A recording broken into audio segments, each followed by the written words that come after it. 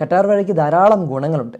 നമ്മൾ അലോവേറ എന്നാണ് അതിനെ വിളിക്കുന്നത്. ഈ കറ്റാർ വാഴ ശരിക്കും മുഖക്കുരുള്ള സമയത്ത് മുഖത്ത് തേക്കാനോ അല്ലെങ്കിൽ സ്കിൻ ഡ്രൈ ആണെങ്കിൽ തേച്ച് കഴിഞ്ഞാൽ സ്കിന്ന് വളരെ സോഫ്റ്റ് ആകും. അതുപോലെ തന്നെ സൺബേൺ, നമ്മൾ സൂര്യാഘാതം ഏറ്റ് കഴിഞ്ഞാൽ പിന്നെ ചെറിയ പൊള്ളലുകൾക്ക് ഇത് നല്ലതാണ്. സോറിയാസ് എന്നുള്ള അസുഖമുള്ളവർക്ക് കറ്റാർ വാഴയുടെ ജെല്ല് തേച്ച് കഴിഞ്ഞാൽ വളരെ നല്ലതാണ്. ഈ ഗുണങ്ങളെല്ലാം അറിഞ്ഞ് കുട്ടൻപിള്ള എന്ത് ചെയ്തു?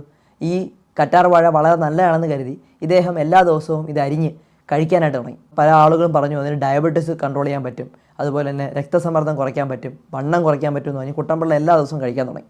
ഇതിൻ്റെ pH എന്ന് പറഞ്ഞാൽ 4.4 ആണ്. ഇതിങ്ങനെ വെറും വയറ്റിലേക്ക് കഴിച്ച് കഴിഞ്ഞാൽ അസിഡിറ്റി ഉണ്ടാവാൻ സാധ്യതയുണ്ട്. അപ്പോൾ അദ്ദേഹത്തിന് തന്നെ വയറുവേദന ഉണ്ടായി, വളരെ ക്രാം ഉണ്ടായി. ടെസ്റ്റ് ചെയ്ത് നോക്കിയപ്പം ഹെപ്പറ്റൈറ്റിസ് എന്നുള്ള അസുഖം കണ്ടു. അതായത് നമ്മുടെ ഹെപ്പാറ്റിക് എൻസൈംസ്, ലിവറിൽ നിന്ന് വരുന്ന എൻസൈംസ് എല്ലാം കൂടി നിൽക്കുന്നതായിട്ട് കണ്ടു.